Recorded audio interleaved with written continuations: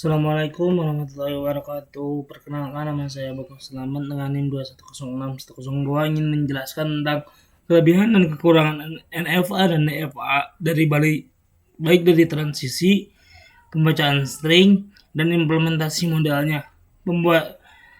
Yang kedua, pembuatan suatu bahasa reguler lengkap dengan NFA dan DFA yang ekuivalen serta pembacaan string minimal 3 buah. Yang pertama, berikut ini adalah komparisi perbedaan kelebihan dan kekurangan antara NFA dan DFA. Dalam transisi, yang pertama, NFA lebih mudah untuk dibuat karena sifat transisinya fleksibel. Dalam halnya penerimaan input untuk transisi dari satu state ke state lainnya bisa menggunakan inputan lebih satu inputan ataupun tidak memakai inputan sama sekali dari himpunan terminal. Dan dari suatu state tersebut, inputan yang sama bisa digunakan untuk berpindah kedua pilihan state yang berbeda. Yang kedua, DFA lebih restriktif, harus mengikuti aturan deterministik. Setiap state harus sama persis dan satu kali pilihan. Perpindahan state ke state lainnya menggunakan setiap inputan dan himpunan terminal. Dan pindahan state dari setiap pilihan input berbeda. Ini harus berbeda pula. Tidak boleh ada yang sama. Pada intinya kebalikan dari NFA. Yang kedua, dari pembacaan string, NFA lebih sulit dibaca karena ada kemungkinan satu state yang mempunyai penggunaan sebuah inputan terminal yang mempunyai transisi kedua state yang beda.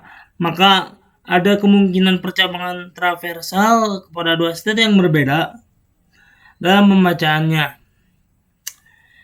Dua, DFA lebih mudah dibaca karena sistem atau aturan terorganisir memungkinkan terciptanya diagram otomata yang terstruktur pula.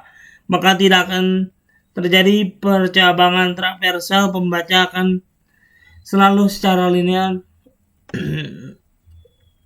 Ketiga, pada implementasi model, NMA biasanya digunakan untuk model sistem yang di dalamnya ada proses divergen seperti flowchart yang dimana di dalamnya ada bagian decision untuk conditional if atau conditional switch case.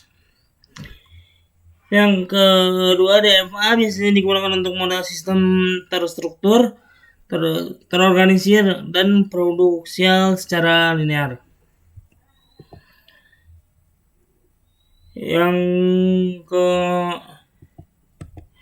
Untuk yang kedua, contoh bahasa reguler dengan NFA lalu ekivalensi menjadi DFA. Yang pertama, ada key sebagai variabel, ada PQR, ada himpunan simbol atau terminal, ada widget, dan ada fungsi transisi. P bila dikasih Z akan menjadi P, Q bila dikasih W akan menjadi Q dikasih W akan menjadi R, Q dikasih Z akan menjadi R dikasih W akan menjadi Q, dan R dikasih Z akan menjadi P. Untuk state awal ada di P dan state akhir ada di R. Seperti ini. P ada state awal, P dikasih Z ke P bila dikasih W ke Q bila dikasih W ke Q kembali, Q bila dikasih W ke R, Q bila dikasih Z ke R, dan R bila dikasih W ke Q, dan R bila dikasih Z ke P. Dan ini untuk aturan produksinya juga bisa diganti dengan tabel transisi NFA.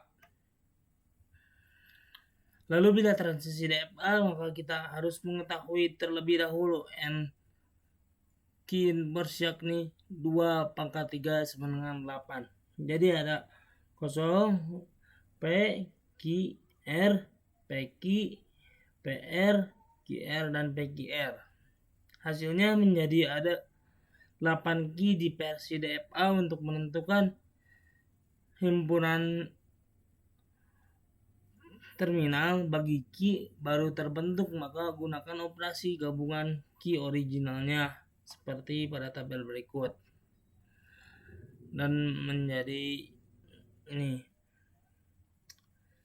ini adalah state awal. P diberikan Z, maka akan kembali ke P. P diberikan W, maka akan menjadi Q. Q diberikan Z, maka akan ke R atau state akhir. Dan ini adalah himpunan kosong. Ini juga state akhir.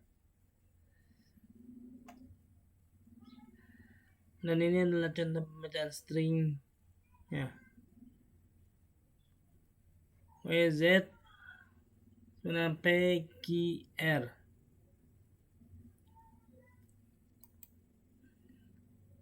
Terima kasih. Assalamualaikum warahmatullahi wabarakatuh.